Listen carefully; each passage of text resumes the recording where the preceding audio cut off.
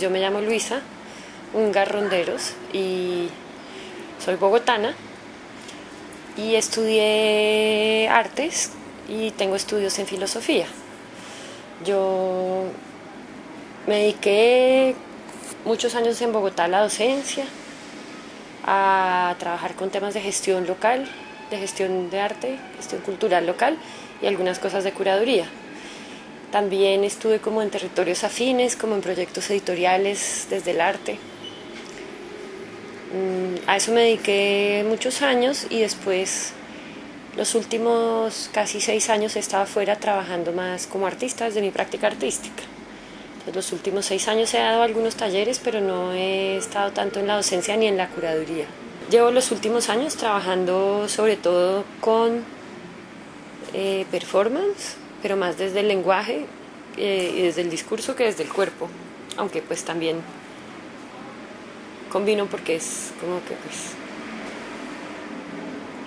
lenguaje del cuerpo, por supuesto, pero en general estoy trabajando más desde revisando como marcos y formas en las que se generan ciertos archivos y cómo se pueden cruzar o no con otro tipo de estructuras.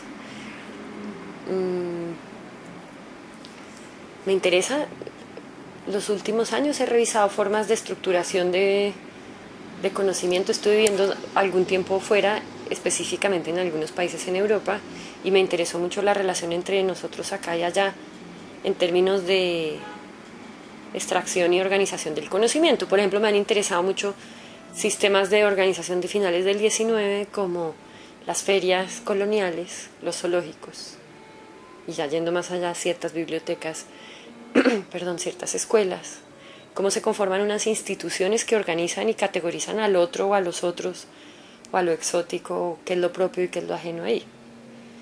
Entonces yo trabajé, por ejemplo, hice un proyecto aquí en el Zoológico de Cali ya hace 5 años, para un festival, para el último festival de performance.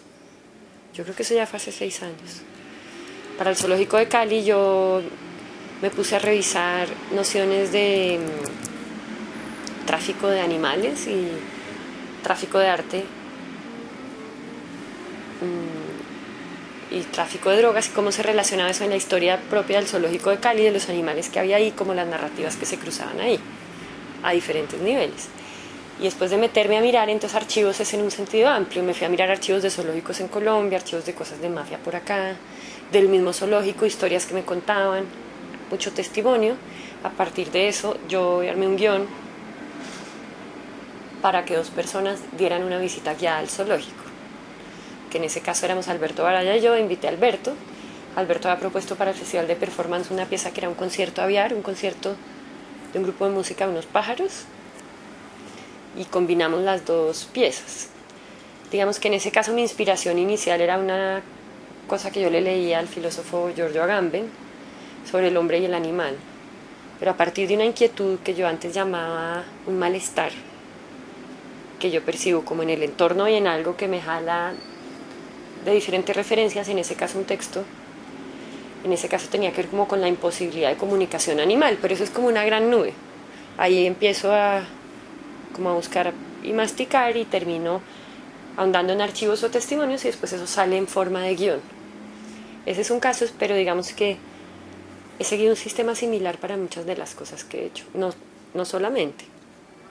Me interesan los relatos de lo colonial así muy en grueso, o qué pasa con nuestras formas de hablarnos y de mirarnos y de definirnos, que todavía, mejor dicho, me interesa cómo se permean nociones a través del tiempo, o formas de vernos, cómo se chocan diferentes momentos históricos hoy en día.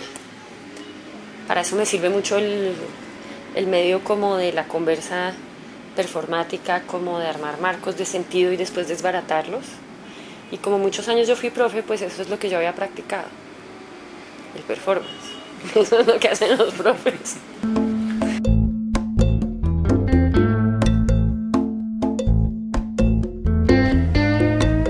Complicado. Claro, depende del contexto y de dónde estemos hablando, pero tal vez ya lo mencionaban por ahí, es casi que un lugar común hablar de la curaduría en términos de curar, de la medicina, como de qué es lo que se cura, como si hubiera algo para arreglar. Yo creo que eso, digamos, así como imagen de base, sí está detrás de algunas de las nociones de un curador como alguien que casi que hay una situación que se va a ¿cómo se dice cuando uno hace la herida y cose? Suturar. Un curador, pero uno podría ampliar un poco esa imagen o esa metáfora, como ampliarla hacia la metáfora, hacia tantas cosas que se pueden como suturar o pegar o juntar. Yo creo que un curador, por ejemplo, en el campo de las artes visuales, lo que está haciendo es escuchar unos lenguajes que no necesariamente son obvios y evidentes. Por ejemplo, a mí las curadurías que me interesan tienden a ser aquellas que no repiten unos temas, ni unas narrativas que uno de una entra, por ejemplo, a una exposición y dice, esta es la narrativa, este es el tema, o narrativas históricas, digamos, sino que se atreven a inventarse como unas nuevas suturaciones, como unos nuevos recorridos dentro de unos problemas que les interesan. Y me interesan mucho las curadurías que se plantean problemas que combinan lo político con lo poético o algo así.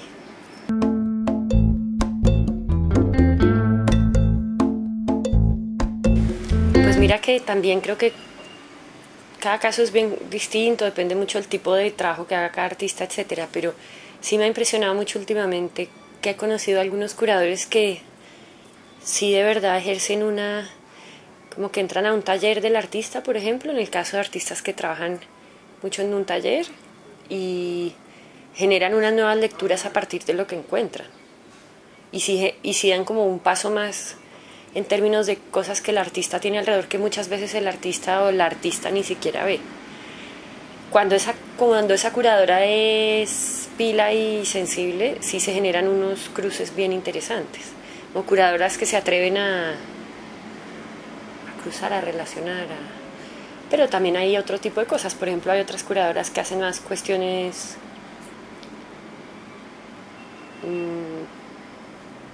depende como de cada caso, pero digamos que esa es una dupla ahí que me ha parecido interesante últimamente ver. Claro, mucha gente se queja y dice que al contrario, que un curador, que porque es necesario un curador. Por ejemplo, el otro día había esa discusión en Bogotá, estaban dos amigos discutiendo por qué es necesario un curador, si el artista siempre se ha curado a sí mismo, y el artista, alguien decía, un buen artista sabe que escoger, qué mostrar, por qué lo muestra, cómo lo muestra, dónde lo muestra, porque ahora la figura del curador sí ha adquirido un rol, ¿cómo se dice?, una importancia enorme,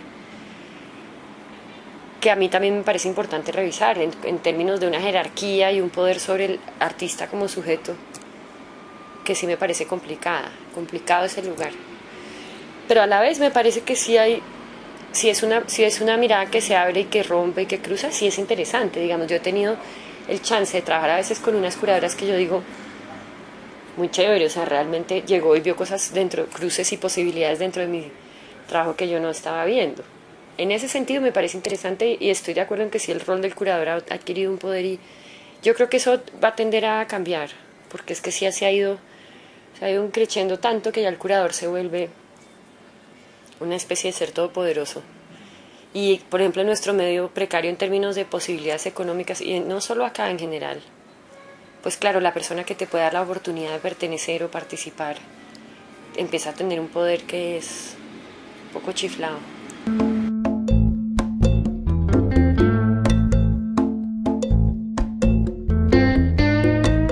Se me ocurren más referencias viejas, como históricas, como de cuando en Europa las colecciones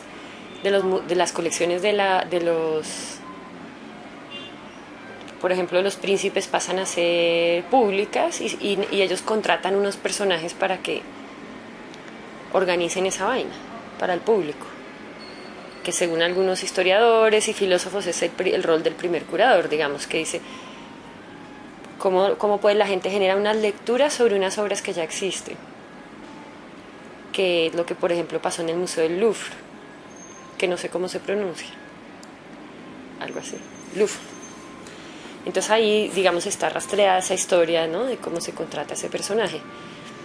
uno podría rastrear por ahí no solo en cuanto a museos, sino en general como ese momento final es, por ejemplo, ya finales, eso sucede antes, pero digamos ya mediados del 19, finales del 19.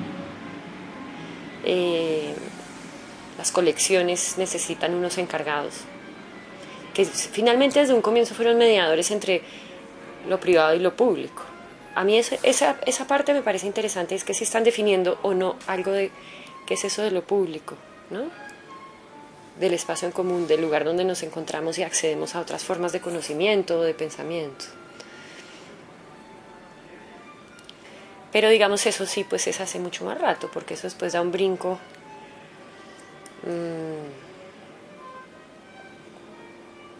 Creo que tiene que ver con en qué momento se empieza a hablar de la investigación en curaduría, por ejemplo, que era algo que comentábamos ahora antes, que es distinto y es interesante, ¿no? Si uno piensa, por ejemplo, en Marta Traba, nuestro eterno ejemplo, yo no soy para nada experta en Marta Traba, pero yo pensaría que ella está planteando una mirada que ya es otra cosa, digamos, tiene un poder sobre lo que se expone, etcétera, y está planteando también una noción de investigación muy particular desde la historia del arte.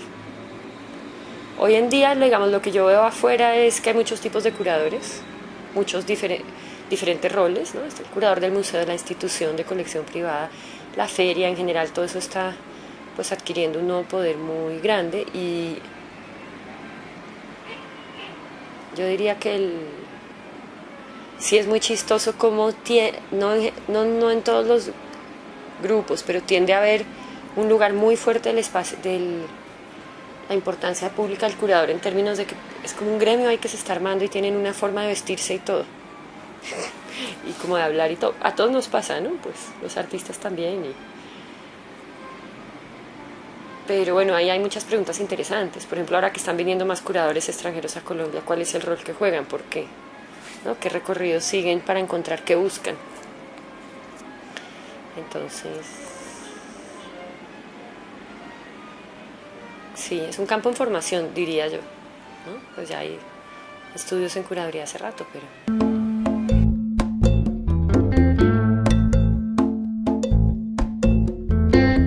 Yo creo que ahí hay una pregunta interesante y no podría yo decir si es una u otra, es decir, sí creo que es pertinente pensar que la curaduría ha sido tanto aportadora, se dice, tanto, digamos, alimentadora de un campo, por supuesto, y no se puede pensar el campo sin el rol del curador.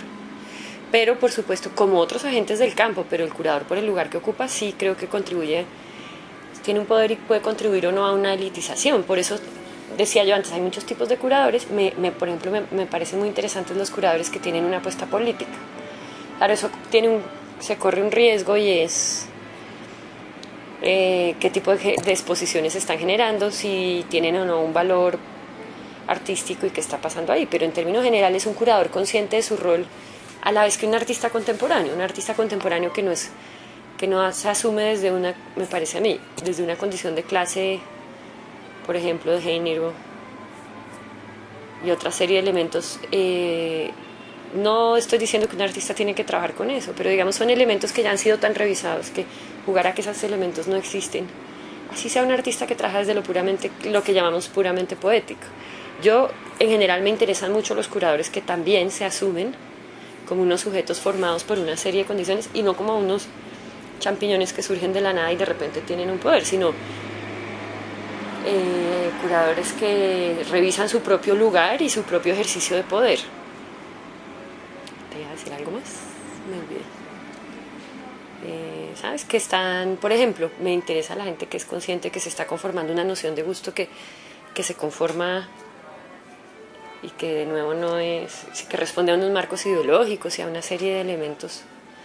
Creo que sí es un momento complicado en ese sentido en términos de mercado, por lo menos en Colombia, ¿no? Que hablamos de un boom del arte, que es una cosa que es cuestionable y tal, pero efectivamente la feria de arte en Bogotá, Arbo, no tenía un poder, ni siquiera existía. En un momento empezó a existir.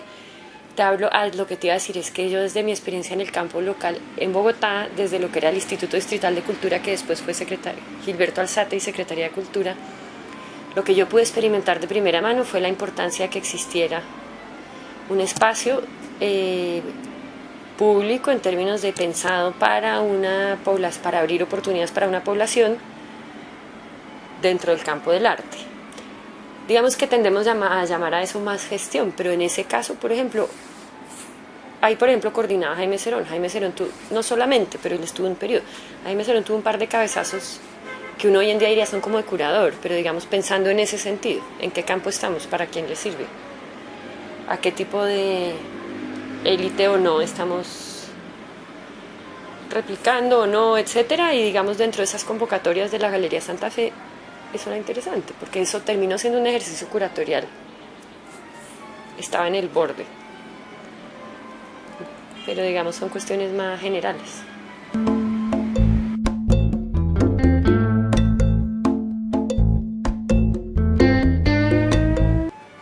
A veces siento que es mejor no comprenderla, como mantener un espacio de error, de duda, de indefinición. Ahora, esa noción de práctica artística también me cuestiona, a veces me suena como la práctica, bueno, pues porque ¿cuándo dejamos de ser artistas y nos volvimos personas que practican las artes?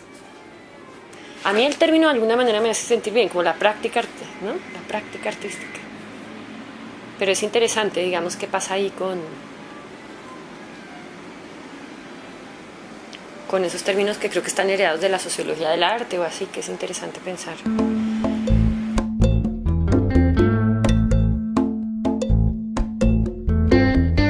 Sí, la pregunta de la investigación en arte me parece interesante y problemática.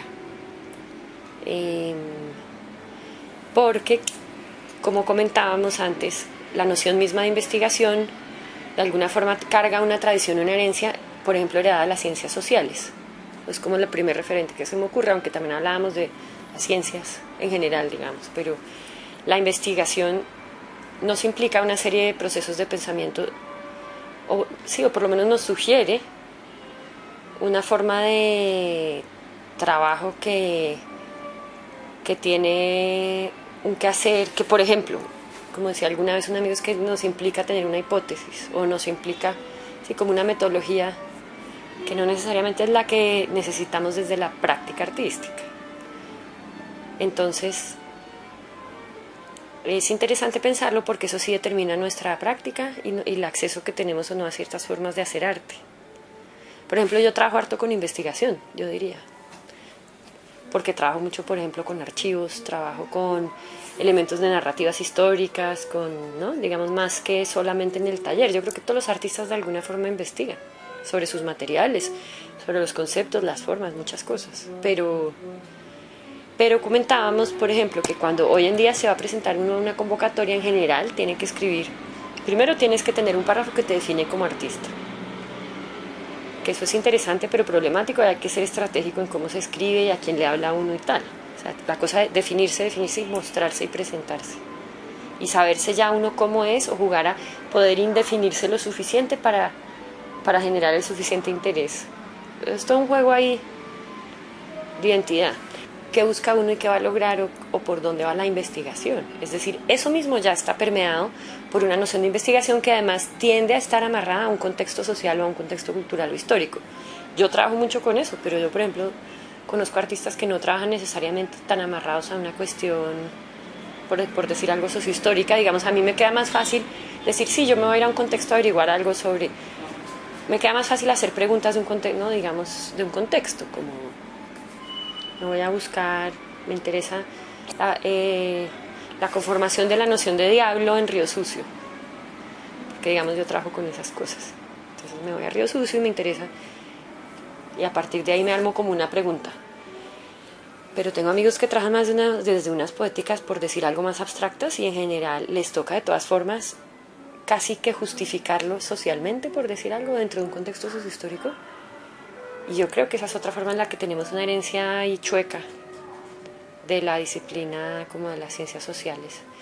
Todo eso para decir que la noción de investigación, ojalá nos encontremos términos y formas de trabajarla que nos hablan y nos permitan, como nombrabas tú también, una cuestión imaginativa y poética, tú decías utópica, más que un campo que de alguna forma nos implica en una verdad, un campo objetivo, porque estamos un poco en una esquizofrenia en ese sentido, o podemos caer en cuestiones ¿sabes qué? Como en un complejo ante las ciencias sociales y la teoría y la filosofía también. Un complejo como de que ellos explican el mundo y nosotros no.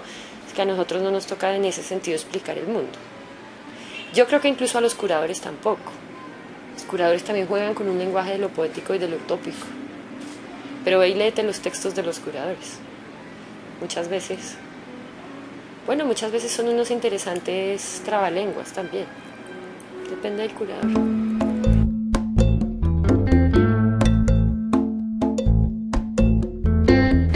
Yo sí creo que el arte contemporáneo está atravesado por esa tradición,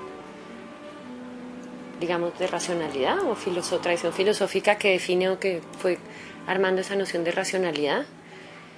Pero también creo que no, como comentabas tú con otro tema de la cuestión cartesiana, estábamos hablando de otra cosa, pero comentabas que, digamos, hay que ver eso con pinzas un poco, es decir,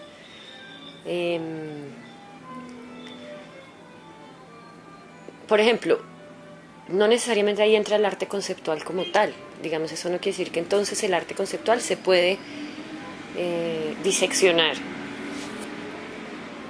No sé, por ejemplo, vi en el Museo de la Tertulia esa pieza de Antonio Caro de Aquí no cabe el arte.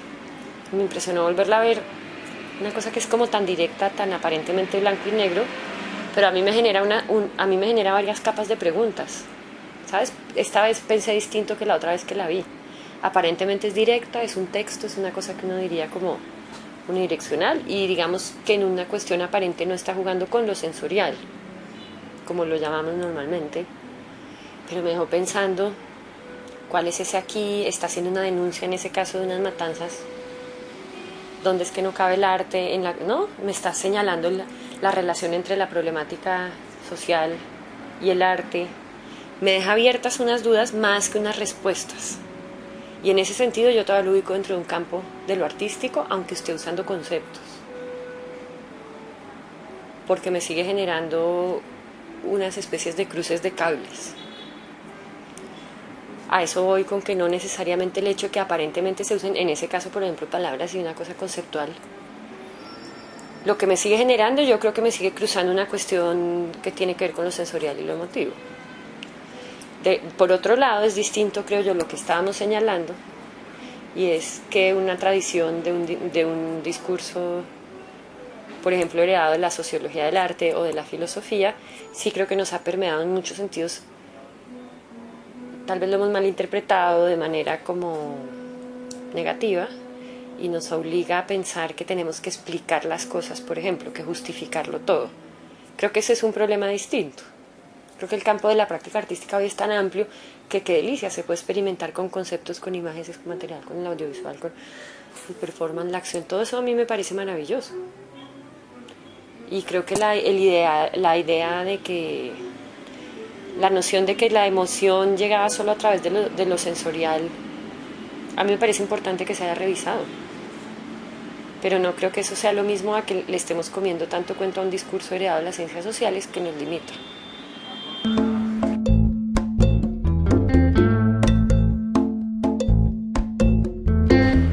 Pues las herramientas de cualquier disciplina, tal vez ser consciente de una tradición, tener las herramientas necesarias dentro de una historia y teoría del arte para analizar su campo, para revisar.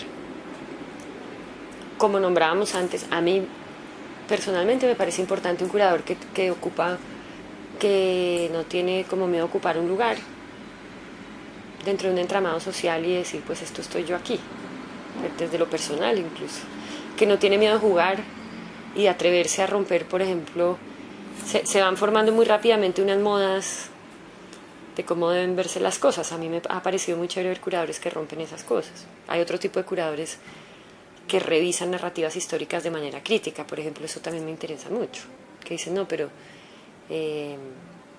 la historia, por decir algo, la historia precolombina de Cundiboyacá, un curador histórico, digamos. Pues tenemos estos textos, no, pero se plantea unas preguntas desde algún otro lado, se atreve a hablar con otras fuentes, o como a buscar otras fuentes. Pero esas yo creo que son características que hacen a un buen profesional en cualquier campo. Ojalá tuviera la capacidad de arriesgarse dentro de su clase, pero es muy complicado.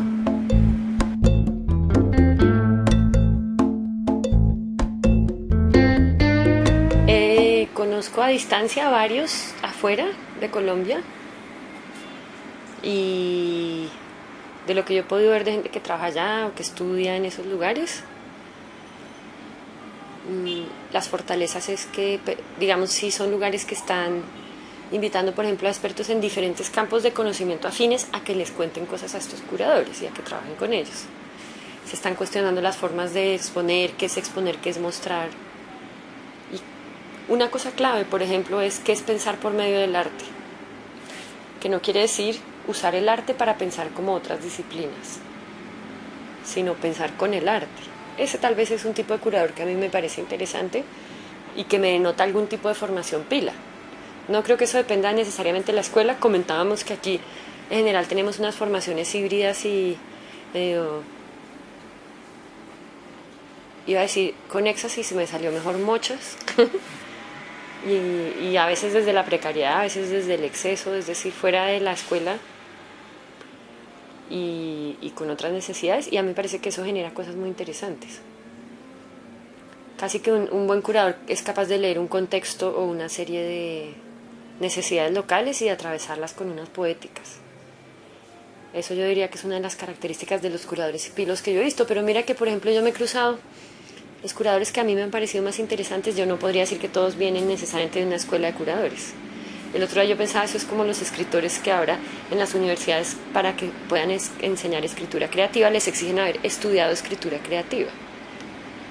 Yo pensaba, pero el título de escritor creativo no lo hace un buen escritor. Es el eterno problema. Así como un artista no necesita un título de artes.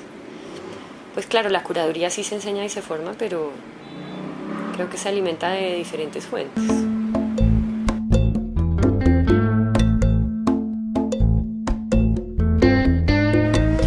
Pues yo diría que ¿qué ejes son prioritarios para la investigación en artes? Yo diría que precisamente unos ejes distintos a los que ya ofrecen otras disciplinas, como decíamos desde las ciencias sociales.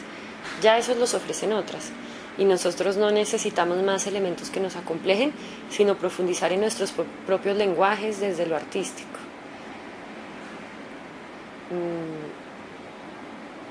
En ese sentido yo diría que es prioritario aprender a masticar desde el arte y desde nuestras propias herramientas, por ejemplo, de lo poético, de lo imaginativo, de una serie de cosas, esas cosas que están en el entorno y en el entorno académico de otras disciplinas. Claro que sí, es necesario. Yo creo que es necesario estudiar por lo menos una introducción a sociología del arte, filosofía, estética. Todo esto es necesario, historia, biología, dependiendo también el campo de investigación de cada artista. Pero es muy importante no perder de vista desde donde se mastica desde lo artístico. Que ahí está como el clic ¿qué herramientas son las herramientas artísticas? Si a mí me tocara decir así una prioritaria, yo diría es prioritario revisar las mismas herramientas artísticas para la investigación. ¿Eso qué quiere decir? Desde nuestros lenguajes audiovisuales o visuales o performáticos.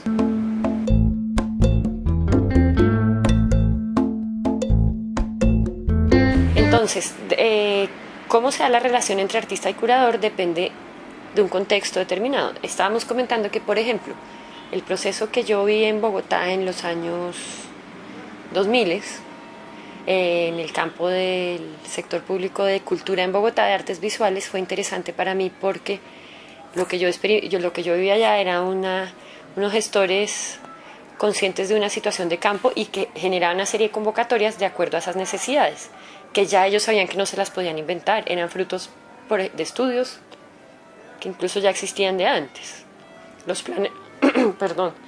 Los planes decenales de cultura, por ejemplo, los planes decenales decían, pasa esto, entonces las políticas culturales se diseñan de acuerdo a eso. Y eso es pertinente en este caso, porque casi que es el extremo opuesto dentro de un espectro que cuando uno mira cómo funciona la relación curador-artista, en su mayoría en Bogotá, claramente, ¿cuáles son las formas de acceso? Las formas de acceso en general no están dadas primordialmente por una cuestión pública, que yo sí creo que por lo menos tendía a lo que llamamos democratizar el campo, a que uno no tuviera que pertenecer ya de cuna a una serie de lugares para poder acceder o exponer o mostrar. Eso ya hace rato se empezó a quebrar. No quiere decir que eso Eso, por supuesto, es muy complicado y muy complejo. Pero digamos, eso tiene que ver porque ahora, por lo menos en lo que yo veo en Bogotá, con el boom del arte, que llamamos que es como un mercado del arte que ha renacido y ahora es fuertísimo, se hace más fuerte aún la relación extraña que comentábamos con el curador en términos de quién accede y a qué tipo de curaduría.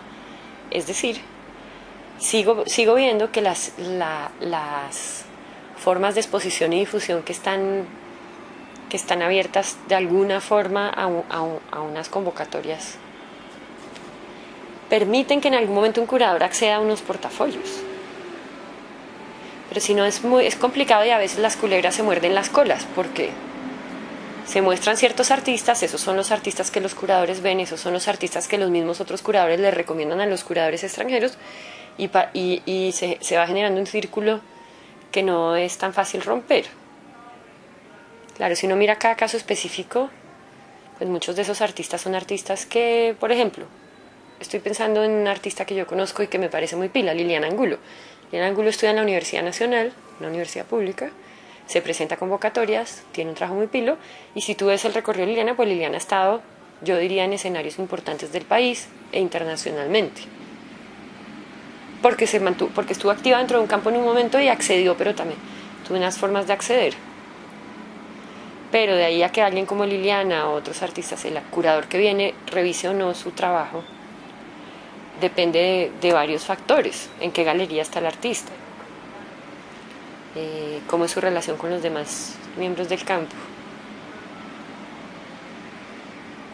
Comentábamos, eso es por el poder del curador, ¿no? ¿Cuál es el poder del curador? Y sí se da mucho, yo he sentido mucho, sobre todo afuera, como yo he sentido, digamos que se ve mucho esa relación de que